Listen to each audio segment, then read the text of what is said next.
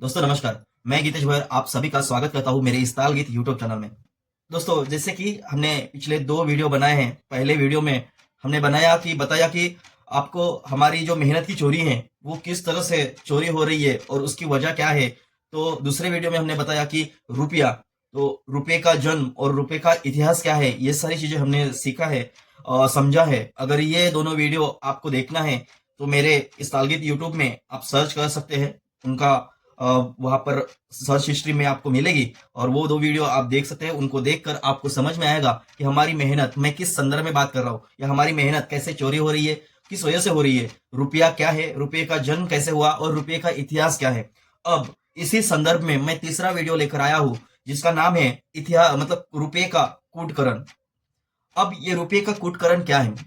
कूटकरण यानी डिवैल्यूएशन, किसी भी वस्तु की मूल्य को कम करना, घटाना। ये कूटकरण कैसे हुआ हम जानेंगे। रेगुलेशन एवं एक्ट यानी कानून के द्वारा शोषण या लूटपाट, मतलब कानून बना के, कोई नियम लगा के कैसे हमारा शोषण किया गया है, ये हम जानेंगे। अंग्रेजों ने जो भी हमारे ऊपर अत्याचार किए, जो भी हमें हमारा शोषण किए, ये सब उन्होंने कानून के तहत किए। का अंग्रेज इस मामले में बड़े ही होशियार थे, बड़े ही समझदार थे, क्योंकि वो कानून की भाषा हूबहू समझते थे। उनको कानून बहुत अच्छे से ज्ञात था और जो भी हमारा अत्याचार शोषण हुआ ये सब कानून के दायरे में रहकर उन्होंने किए हैं। जैसे आप जानते होंगे कि ये जो हमारे देश में जो आज कानून ला दिए गए हैं, ये समुद्री लॉ है। समुद्री कानून मतलब समुद्र के उस पार के कानून है। ये हमारे खुद के भारत के कानून नहीं है, ये समुद्र के कानून है। और ये समुद्र के कानून इस तरह से होते थे, जैसे पिछले बार मतलब हम पहले सुनते थे कि कोई समुद्री लुटेरे होते थे जो समुद्र में मतलब आने जाने वाले लोगों को लूटा करते थे। उनको एक वर्ड्स भी है कोई तो कुछ पायरेट्स नाम का। तो ये उन पायरेट्स की तरह थे जो समुद्र में आने जाने वाले लोगों को लूटा करते थे। दोस्तों इसी तरह से उन्होंने जो भी लॉज बनाए, जिसको हम सी लॉज भी कहते हैं, तो ये सब समुद्र की उस पार से आए हुए लॉ है और ये भारत पे थोप दिए गए, भारत के व्यक्तियों के ऊपर थोप दिए गए। तो आप जानते हैं कि या फिर कहीं ना कहीं आपने पढ़ा होगा, सुना होगा, हमारा जो देश है भारत, हम भारत देशवासियों हमेशा कुदरत के कानून को मानते आए हैं। और हमारा भारत ही नहीं, जबकि हमारा भारत जब अखंड भारत था, जिसमें भूटान, नेपाल, अफगान, जो भी साउथ एशिया जो बोला जाता है, वो साउथ एशिया के जितने भी देश हैं, ये सब कुदरत के कानून को मानते थे। और इन कुदरत के कानून के ऊपर लोगों का विश्वास था। तो अंग्रेजों ने बड़ा स्मार्ट गेम खेला। वो हालांकि समझते थे इसमें हम जो आपको कानून दे रहे हैं ये कभी नेचुरल जस्टिस को डिनाई नहीं करेगा, मतलब ये आपके कुदरत के कानून के बराबर ही रहेगा। फर्क सिर्फ इतना होगा कि ये हम बना रहेंगे, मतलब हम बनाएंगे और ये आपको देंगे, ये सेम आपके कुदरत के कानून जैसा ही रहेगा। इस तरह से उन्होंने स्मार्ट गेम खेल के हमारे ऊपर कानून लादने का प्रयास किया, जो कि हमारा जो कानून है ये कैसे नेचुरल जस्टिस को डिनाई नहीं करेगा, ये उन्होंने समझाने के लिए क्या किया, उन्होंने ब्रेन वॉश करना स्टार्ट कर दिया। जैसे जो वकील होते हैं या जो लॉ की पढ़ाई करते हैं उनको पता होगा कि नेचुरल जस्टिस विल प्रिवेल, ये हमेशा उनको पढ़ाया जाता है। लेकिन जब ये कानून बने तो जहां तक हमने देखा है कि जब हम कुदरत के कानून को मान रहे हैं और इनके बनाए लिखित कानून को हम नहीं मानते हैं, जबकि ये बात हो रही है आईपीसी आने से पहले की, जब बीएनएस आईपीएस ऐसा कुछ नहीं था। तो उस समय जब भी हम अपने कुदरत के कानून के साथ चल रहे हैं तो हमारी सोसाइटी या हमारे समाज में ज्यादातर लोगों के साथ न्याय हो रहा है। लेकिन अगर इनके कानून के तहत अगर चले तो लोगों को न्याय नहीं मिल रहा है या फिर न्याय का निवाड़ा नहीं हो रहा है। तो इस तरह से इन्होंने हमारे ऊपर कानून लाद दिए। और और हमें ये पता ही नहीं है कि हमारे कंसेंट के बिना हमारे ऊपर कोई कानून लगाया नहीं जा सकता।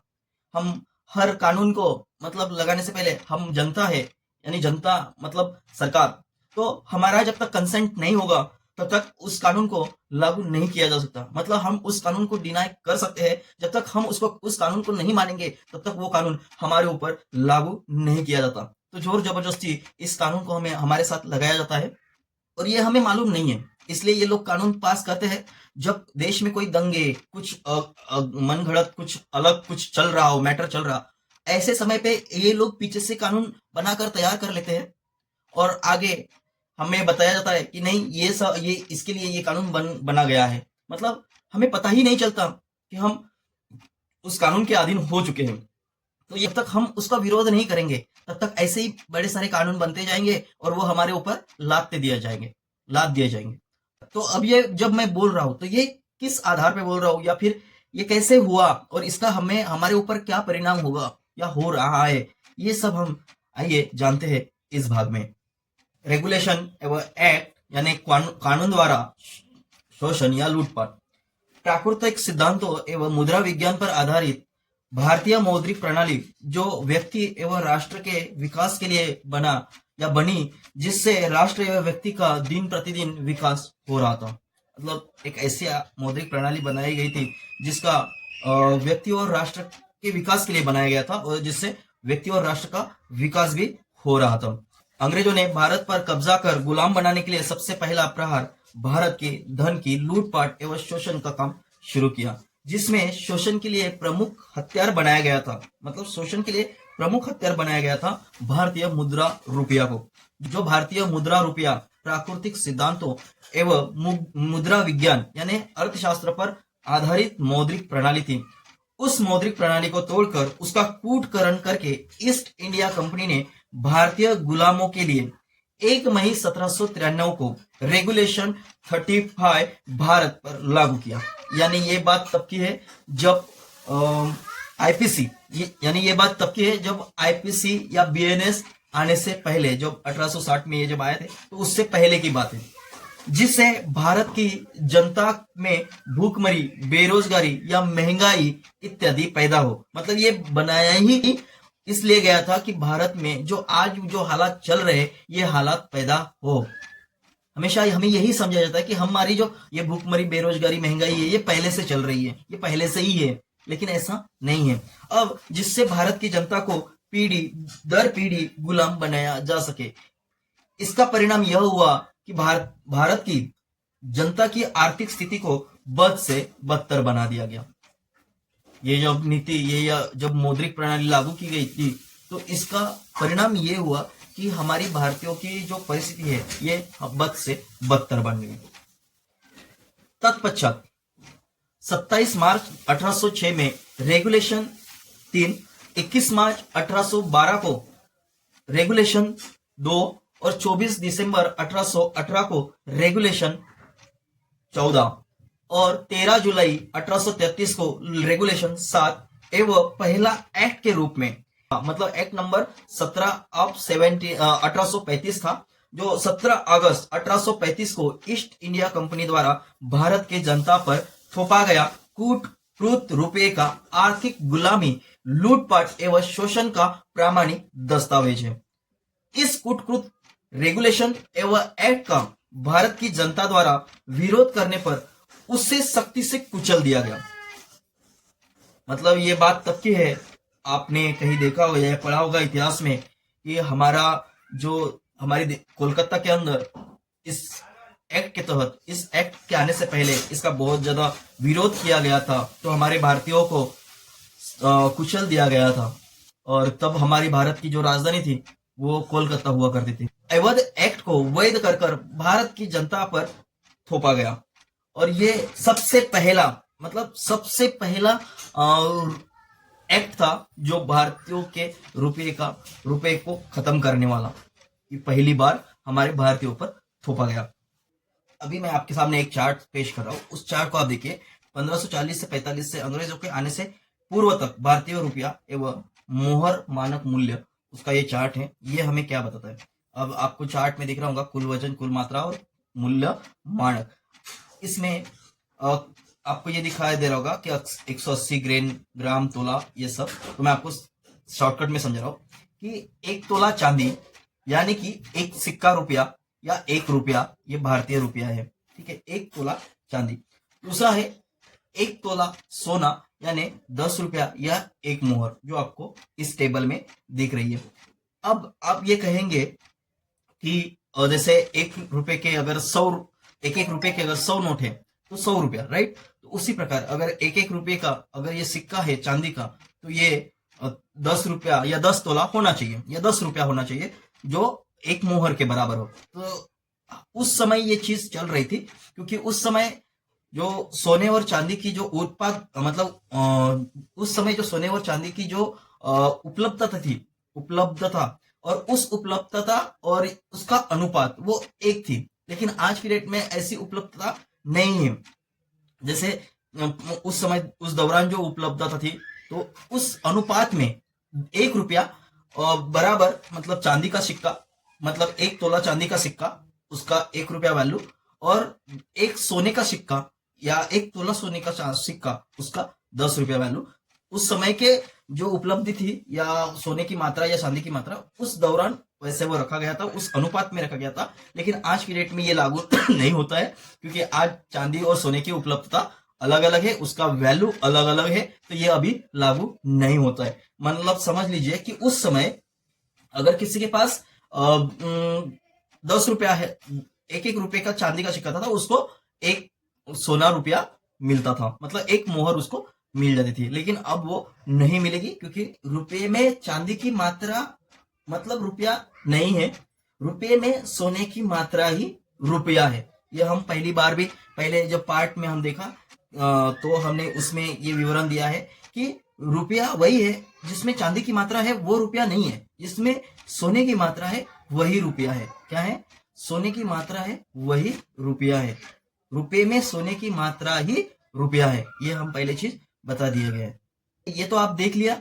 अब हम जानेंगे मतलब एक्ट नंबर 17 ऑफ 1835, मतलब act 17 of 1835, east India company रुपया एवं ईस्ट इंडिया कंपनी का कूट रुपया मोहर मानक मूल्य। मतलब आप अभी जो टेबल देख रहे हैं, जो इससे पहले आपने जो टेबल देखा वो हमारे भारतीय रुपए का टेबल था, जो 1540 से 1545 के पहले का था। अब हम जो देख रहे हैं ये ईस्ट इंडिया कंपनी में जब पहला एक्ट उन्होंने लागू किया 1835 में, जो एक्ट नंबर 17 था, तो ये ईस्ट इंडिया कंपनी रुपये द्वारा किया गया। ये जो हमारा रुपया है, ये इसको कैसे किया गया इस चार्ट के बारे में दिख रहा है, देखेंगे। अब आपको दिख रहा है इस टेबल में कुल मात्रा मिक्स भार मतलब इम्प्योरिटी, मतलब मिलावट। उस सोने में कितनी मिलावट या सोने या चांदी में कितनी मिलावट की गई, शुद्ध वजन मानक सोना या चांदी का, ठीक है, मात्रा, मूल्य मापक, और उसका मूल्य का मानक क्या है वो आपको दिखाई दे रहा है।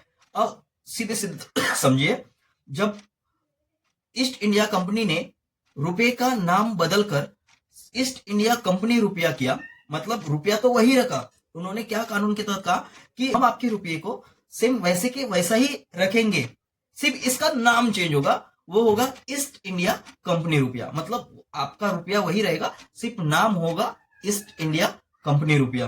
अब ये इसमें चालाकी क्या हुई कि इसमें जो 180 ग्रेन्स था, जो आपको मैंने बताया 64.8 मिलीग्राम का 180 मतलब 180 ग्रेन, तो उसी तरह 180 ग्रेन्स मात्रा तो उतनी ही रखी, ग्राम भी उतना ही रखा। 1 तोला जो हमारे भारतीय रुपया था 180 ग्रेन 11.664, और उसके बाद 1 तोला सोना चांदी, ठीक है। अब उसमें इम्प्योरिटी कितना किया, मतलब जो 180 ग्रेन का जो हमारा सोना या चांदी था, उसमें 15 ग्रेन्स की मिलावट कर दी।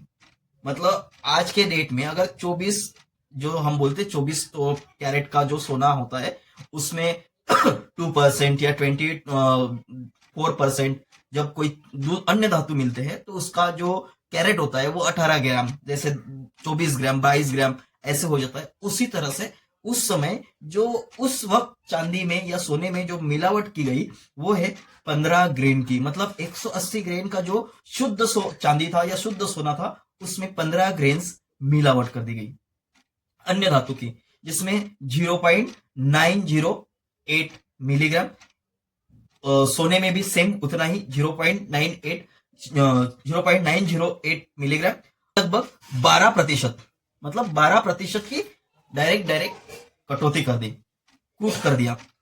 अब मैं आपको बता रहा हूं भारतीय रुपया एवं कंपनी रुपया की मानक मात्रा एवं मूल्य में अंतर कितना हुआ। जो भारतीय रुपया था वो भारतीय कंपनी रुपया हो गया। जैसे 11.664 ग्राम ये सोने की जो मात्रा थी, वजन था वो इतना था 11.666, उस मतलब वजन तो उसने सेम रखा, लेकिन उसमें जो इम्प्योरिटी है वो इम्प्योरिटी उन्होंने कम कर दी। चांदी की मात्रा में इसमें कम कितना हुआ, तो 0.973 ग्राम।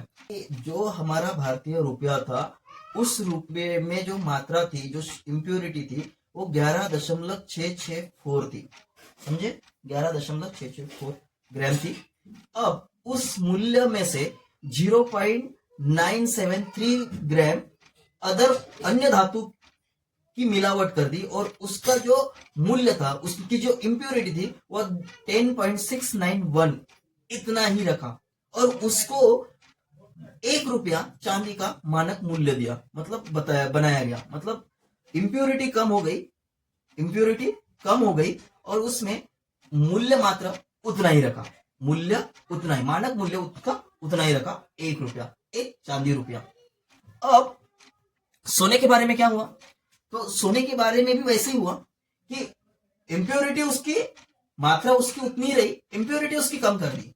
11.664 उतना ही वजन रहेगा, लेकिन उसकी इम्प्योरिटी 0.973, जैसे मैंने आपको यहाँ इस टेबल में बताया था, उसी तरह से उसकी जो इम्प्योरिटी थी उसकी कम हो गई 0.973। इस इम्प्योरिटी से उसका जो मानक मूल्य था वो 10 रुपए था। मतलब 1 रुपया, मतलब एक सोने की मोहर मतलब 10 रुपया था, उसको 10 रुपए से बढ़ाकर यहाँ पर उसका 15 रुपया कर दिया। क्या कर दिया? 15। मतलब 10 रुपए की जगह 15 रुपए कर दिया। इस प्रकार भारतीय रुपए का कूटकरण करके 15 रुपए कर दिया गया।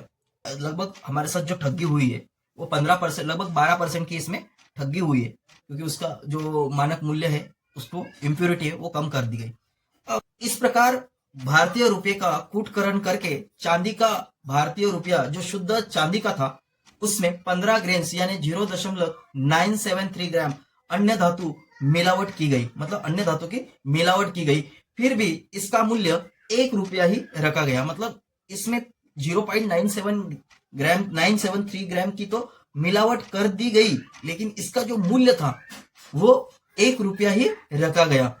और भारतीय मोहर जो शुद्ध सोने का था, उसमें 15 ग्रेन्स का मतलब 0.973 ग्राम का सोना घटाकर अन्य धातु की मिलावट की गई तथा मोहर की मूल्य जो 10 रुपए थी उसमें 15 रुपया कर दिया गया, जिससे भारतीयों का भीषण शोषण का दौर शुरू हुआ।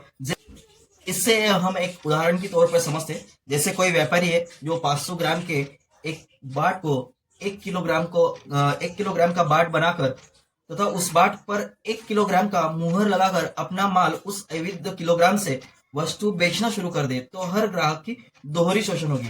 पहला कि वह जो वस्तु खरीदेगा उस वस्तु की मात्रा में 500 ग्राम वस्तु कम पाएगा, और दूसरा शोषण यह होगा कि जो वस्तु की कीमत है वो उसको 500 की जगह 500 ग्राम की अधिक कीमत उसको देना पड़ेगा। मतलब आप समझ गए, किसी दुकानदार के पास जाएंगे तो वो अगर वजन को ऐसा लोहा या चुंबक लगा देगा तो जाहिर सी बात है उस वस्तु का जो ग्राम है वो घट जाएगा। मतलब आप पैसा ज्यादा दे रहे, रुपया ज्यादा दे रहे, और आपको उसके बदले में जो सामान मिल रहा है वो कम मिल रहा है। तो इस प्रकार से वो ठगी चालू हुई। ठीक इसी प्रकार भारतीयों के शोषण का दौर शुरू हुआ, जिससे कृषि, उद्योग तथा व्यवसाय नष्ट होते चले गए। भारत का विकास दर बदर गिरता चला गया। भारत को गरीबी, बेरोजगारी, भूखमरी, मुद्रा संकट आदि में फंसा दिया गया। इस तरह भारतीय मौद्रिक प्रणाली जो सैद्धांतिक था, उसे इन विदेशियों ने कूटकरण करके शोषण हेतु भारतीय गुलामों के लिए मनमाना मानक मूल्य का निर्धारण किया, या जिससे इन भारतीयों को पीढ़ी दर पीढ़ी आर्थिक गुलाम बनाकर रखा जा सके। तो उनका उद्देश्य यही था कि ये हालात पैदा करके इनको गुलाम बनाए रखे या फिर उनका शोषण किया जाए। तो इस तरह से उन्होंने कूटकरण करना चालू किया। ये पहला भारतीय रुपये पर ये घाव था। अब अर्थशास्त्र यानी मुद्रा विज्ञान के परिणाम यानी मानक सिद्धांत के अनुसार मुद्रा की मानक मात्रा जिस अनुपात में कमी या वृद्धि की जाती है, उसी अनुपात में सामान्य कीमत स्तर में वृद्धि या कमी होती है, जिससे विनिमय यानी लेन देन में शोषण शुरू हो जाता है। अर्थात मुद्रा के मानक यानी स्टैंडर्ड के घटाने बढ़ाने से दोहरा शोषण होता है। इस चीज को आप समझिए कि अर्थशास्त्र के जो परिणाम है या मानक है, उस सिद्धांत के अनुसार मुद्रा की मात्रा अगर कमी की जाए या फिर वृद्धि की जाए, मतलब बढ़ाई जाए, तो उस अनुपात में सामान्य जो कीमत होती है वो बढ़ती है या घटती है, जिससे जो लेन देन होता है उसमें शोषण शुरू हो जाता है। यानी मुद्रा के जो मानक स्टैंडर्ड है या मानक है उसको घटाने बढ़ाने से, मतलब घटाने या बढ़ाने से दोहरा शोषण चालू हो जाता है। तो इसलिए मुद्रा जो मानक होता है उसका स्थिर होना बहुत जरूरी है। अगर भारत से भूखमरी, भारत से बेरोजगारी, भारत से अगर ये सारी चीजें इनको अगर कम करना है तो हमारे जो रुपया है, हमारा जो रुपया है उस रुपये को स्थिर मानक देना बहुत जरूरी है, उसका मूल्य निर्धार करना बहुत जरूरी है। अब आगे बढ़ते हैं, ब्रिटिश शासन द्वारा शोषण का लूटपाट। अब ब्रिटिश शासन द्वारा शोषण का लूटपाट कैसे किया गया। 1 नवंबर 1858 को ईस्ट इंडिया कंपनी को समाप्त कर ब्रिटिश इंडिया गवर्नमेंट का शासन शुरू होता है। ये तब की बात है जब यहां से प्राइवेटाइजेशन चालू हो गया, यहां से रानी का राज चालू हो गया। ब्रिटिश गवर्नमेंट पार्लियामेंट, मतलब ब्रिटिश पार्लियामेंट से जो भी कानून बनता था वो उस पार्लियामेंट से बनता था। यहां से रानी का दौर शुरू हुआ, जिसे प्राइवेटाइजेशन भी बोला जाता है। प्राइवेटाइजेशन जैसे आज हमें ग्लोबलाइजेशन, लिबरलाइजेशन, प्राइवेटाइजेशन, या हर कंपनी प्राइवेट, जैसे रोडवेज प्राइवेट हो रहे हैं, या फिर सब चीजें आज प्राइवेट हो जा रही है। आप देख रहे हैं एयरलाइन प्राइवेट हो रही है, जंगल प्राइवेट हो रही है, सब सब सब चीजें प्राइवेट हो रही है। तो उसी तरह ये उस समय ये प्राइवेटाइजेशन होना स्टार्ट हो गया, जो रानी का राज आया तब। तो ब्रिटिश इंडिया गवर्नमेंट ने भारतीयों के शोषण के लिए 23 अप्रैल, तारीख को आप याद रखिए, 23 अप्रैल 1862 को एक्ट नंबर 8 ऑफ 1862 को, मतलब 23 अप्रैल 1862 को एक एक्ट दिया गया, जो एक्ट नंबर 8 था, मतलब 8 था, एक्ट नंबर 8 ऑफ 1862, जिससे कॉइनेज एक्ट जिससे कॉइनेज एक्ट 1862 के नाम से लागू किया, जिसमें कॉइनेज एक्ट 1835 के मानक मूल्य को पूर्ण रूप से अपनाया गया। इसकी मुख्य विशेषता यह थी कि इसमें ईस्ट इंडिया कंपनी रुपया का नाम को बदलकर गवर्नमेंट रुपया रखा गया, जो सन 1862 से आज तक चलन में है, और आज भी रुपये को गवर्नमेंट रुपये के नाम से जाना जाता है। इसका मतलब आप समझ जाइए कि जब शेरशाह सूरी के दौरान 1540-1545 में जो रुपये का मानक मूल्य था या रुपया था, उसी रुपये को ईस्ट इंडिया कंपनी ने एक्सेप्ट किया, उसका नामकरण करके ईस्ट इंडिया कंपनी रुपया किया। अब ईस्ट इंडिया कंपनी ने, जब ब्रिटिश सरकार लागू हुआ, तो ईस्ट इंडिया कंपनी को या ईस्ट इंडिया कंपनी रुपये को हटाकर अब ये वो बोल रहे कि हम तो उस रुपये को वैसा ही रखेंगे, सिर्फ इसमें नाम चेंज कर रहे हैं, वो है गवर्नमेंट रुपये। क्या है? गवर्नमेंट रुपये। अब इससे हमें यह समझ में आया कि आज जो हमारे देश में रुपया चल रहा है, क्या ये गवर्नमेंट रुपया है? और भारतीय रिजर्व बैंक अगर हमें ये जवाब देता है कि हाँ, आज हमारे देश में जो चल रहा है वो गवर्नमेंट रुपया है, तो गवर्नमेंट रुपया यानी ये कॉइनेज एक्ट 1862 से लिया गया है, जो ब्रिटिश राज था, ब्रिटिश राज का है, और ये ब्रिटिश गवर्नमेंट रुपया है। तो अगर ये ब्रिटिश गवर्नमेंट रुपया है तो फिर हमारे रुपये का क्या हुआ? हमारे भारतीय रुपये का क्या हुआ? हमारे भारतीय संप्रभुता का क्या हुआ? तब हमें आर्टिकल 51 याद आना चाहिए, जो संविधान ने हमें अधिकार दिया है। मौलिक कर्तव्य की बात कर रहा हूं, मौलिक अधिकार की नहीं। तब हमें वो हमारा मौलिक कर्तव्य याद आना चाहिए कि हमारे देश में अगर कुछ भी गलत हो रहा है तो उसका हम विरोध करें, उसको हम लागू करने से रोके। हमें ये कहना चाहिए कि इस ब्रिटिश गवर्नमेंट रुपये को बंद किया जाए और इसकी जगह हमारा भारतीय रुपया लेकर आना चाहिए, जिसकी वजह से हमारी भारतीय संप्रभुता कायम बनी रहे, हमारी भारतीय सॉवरेनिटी के ऊपर कोई आंच ना आए। 4 अप्रैल 1817 को जो मुद्रा ब्रिटेन की थी, उस मुद्रा को एक्ट नंबर 18 ऑफ 1870 को कॉइनेज एक्ट 1817 के नाम से जाना जाता है।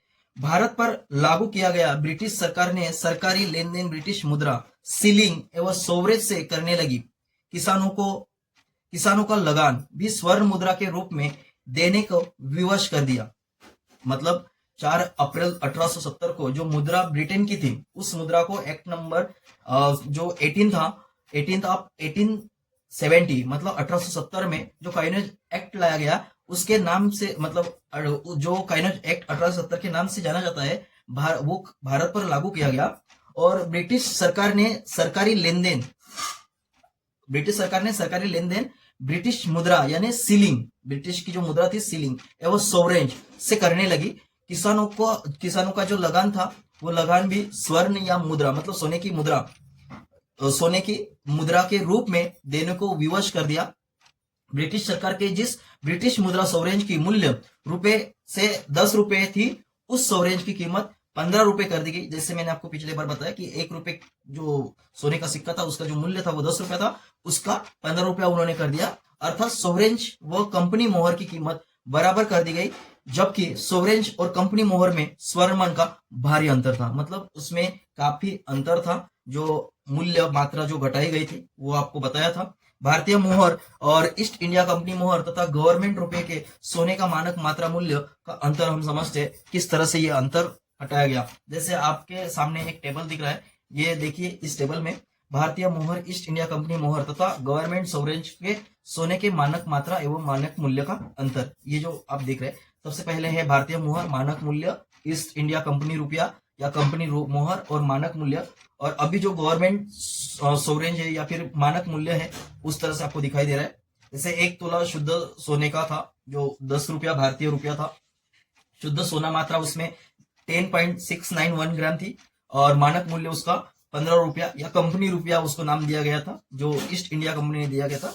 और गवर्नमेंट सोवरेंज शुद्ध सोना मात्रा 7.9378 ग्राम, मतलब इसमें आप देख पा रहे हैं। और मानक मूल्य था 15 रुपए और गवर्नमेंट रुपया, इसका नाम भारतीय रुपये से गवर्नमेंट या ईस्ट इंडिया कंपनी रुपया से डायरेक्ट गवर्नमेंट रुपया कर दिया गया और इसका मानक मूल्य 15 रुपए कर दिया गया। अब इसमें आपको दिख रहा होगा कि लगभग इसमें कम से कम 25-30 पैसे की कमी हो गई या 25-30% घटा दिया गया, 30% की ठगी हो गई हमारे साथ।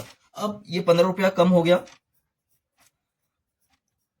अब इस दूसरे टेबल को समझे। इस तरह भारतीयों को गुलाम को लूटते तथा शोषण करने का कीर्तिमान स्थापित करते हुए अब इस तरह से उन्होंने ये स्थापन किया। जैसे आप देख रहे हैं, भारतीय मोहर शुद्ध सोना मात्रा 11.664, गवर्नमेंट सोवरेंज शुद्ध मात्रा सोना 7.9378 ग्राम और शुद्ध अंतर जो शुद्ध सोना था, जो भारतीय रुपये का शुद्ध सोना था, उसमें लगभग 3 ग्राम मतलब 4 ग्राम की ठगी हो चुकी है। मतलब अब तक जब तक ये गवर्नमेंट रुपया आया, पहले तो ईस्ट इंडिया कंपनी रुपया उसने 15% की ठगी कर ली और उसके बाद ये आया तो ये जब ये गवर्नमेंट रुपया आया तो लगभग ये 4.5% मतलब 4.5 ग्राम की लगभग ठगी कर दी। मतलब हमारे उस सोने में से इतना सोना कम हो गया। तो इस तरह से हमारे भारतीयों को ये ठगा गया। अर्थात 3.72613 मतलब 3.726 ग्राम सोना प्रति मोहर या 15 रुपए पर लूटपाट शोषण किया गया, जिसके परिणाम स्वरूप भारत की कृषि एवं उद्योग धंधे खत्म हो गए और भारत की जनता गरीबी, बेरोजगारी, भूखमरी, मुद्रा संकट में फंसकर ब्रिटिश इंडिया गवर्नमेंट की गुलामी में फंस गए, जिसका प्रमाणित दस्तावेज एक्ट नंबर 1870, 1862 एवं 1835 में आज भी आपको मिलता है। ये आपको चाहिए तो आपको इसके लिए आरबीआई से आरटीआई डाल के मंगवा सकते हैं। आरबीआई के वेबसाइट पे ये उपलब्ध है, आप इन एक्ट को देख सकते हैं और किस तरह से हमारे साथ ठगी हुआ ये भी आप जान सकते हैं। अब इसमें जो भी सारांश निकलता है वो समझ लीजिए कि मान लीजिए कि एक दोस्त था मेरे पास, मतलब हम दो दोस्त थे और दो दोस्त थे और मेरे पास 300 रुपया रखा गया है, चांदी का रुपया। और मैं अगर उस संदर्भ में मैं बोल रहा हूँ, मेरे पास 300 चांदी के सिक्के हैं, 300 चांदी के सिक्के, और मेरा एक दोस्त है उसके पास चांदी के सिक्के है। वो इस एक्ट को चालू होने से पहले, मतलब ये जो 1835 वाला एक्ट है, इस एक्ट को चालू होने से पहले अगर वो एक दिन पहले वो बैंक में जमा किया तो उसको मिलेंगे 30 तोला सोना। और मेरे पास मैंने इस एक्ट को चालू होने के बाद अगर जमा किया तो मुझे मिलेंगे 30 की जगह 20 किलो सोना, मतलब 20 तोला सोना। तो इतना ये डिफरेंट हो गया। इस तरह से जो रुपये का कूटकरण हुआ, ये बात ना ही हमारे पुरखों को समझ में आई, ना ही हमारे दादा दादी को समझ में आई, और ना ही हमें समझ में आ रही है। तो इसी तरह से ये सिलसिला चलते रहा। और जैसे कि आप जानते हैं कि जब आरबीआई केंद्रीय बैंक की स्थापना हुई, जब आरबीआई एक्ट आए, तो उस आरबीआई एक्ट के तहत बैंक्स आए, बैंक्स के बाद नोट्स आए, नोट्स के बाद उन्होंने करेंसी आई, करेंसी के बाद अभी डिजिटल करेंसी आई, डिजिट में करेंसी जो अभी हम यूपीआई से ट्रांजैक्शन करते हैं, अब इसी बदल के ई रुपया कर दिया जाएगा। जिस प्रकार सोने आधारित, वस्तु आधारित, बाटा आधारित जो हमारी प्रणाली थी, विनिमय पद्धति थी, उसको ये चेंज करके अब इसी आरबीआई ने सीबीडीसी लॉन्च किया है। इसी सीबीडीसी को सीबीडीसी के बाद ई रुपये आएगा, और ई रुपये का नाम बदलकर जब ये धीरे धीरे सोशल क्रेडिट्स बन जाए, और या फिर सोशल क्रेडिट सिस्टम बन जाए, तो फिर हम क्या करेंगे? तो हम कभी बता नहीं पाएंगे अपने आने वाले जनरेशन्स को कि हमारी जो ऊर्जा है वो सोने में मापी जाती थी। कैसे सोने में मापी जाती थी, ये हम कभी नहीं बता पाएंगे। इसलिए हमें यह समझना बहुत जरूरी है कि हम अपने आने वाली जनरेशन्स को ये समझा सके कि हमारी ऊर्जा डिजिट्स में नहीं बल्कि सोने में मापी जाती है। तो इस तरह से ये गोल गोल घुमा के लिबरलाइजेशन, क्या बोलते हैं, प्राइवेटाइजेशन, ग्लोबलाइजेशन, ये सारी बातें कर करके हमें सिर्फ गुमराह किया जाता है, और ये सारी चीजें हमें आगे बहुत तकलीफ देती है। तो इसलिए यहाँ तक हम देखें, अगला पार्ट हम देखेंगे कि 1906 में, मतलब भारतीय जो काइनेज एक्ट है रुपया का 1906 का, वो किस प्रकार से है। तब तक के लिए बने रहिए। धन्यवाद।